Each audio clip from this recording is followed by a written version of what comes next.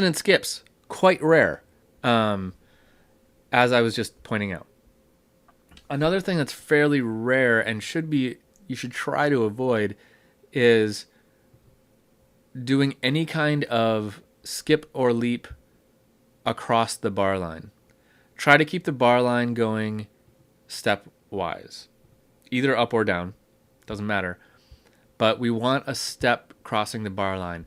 Now, that's not a really strict rule. You can have one if it works, but we tend to like our notes to kind of walk into the downbeat in third species just by step, right up in there. That means we have a little bit of planning to do, right? This note, if we go E, F, G, if I go up one more and step right in there, I can walk right into an A here. Let's do it. And that's going to be an octave with that note.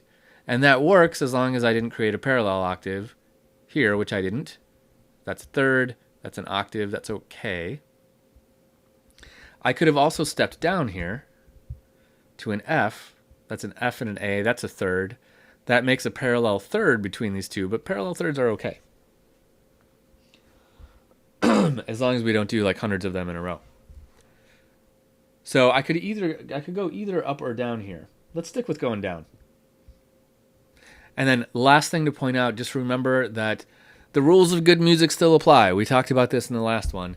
We've got to obey all these rules, but we also need to make an interesting sounding melody here, right? With these constant quarter notes moving.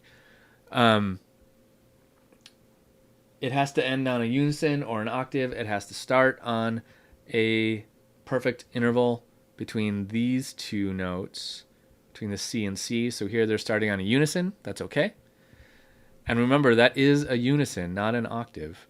So if from here we went up, we would have a voice crossing there because this note is actually higher than that note. So that would not be allowed. So watch out for that.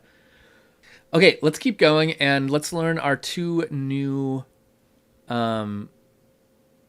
non-chord tone embellishments in the next video.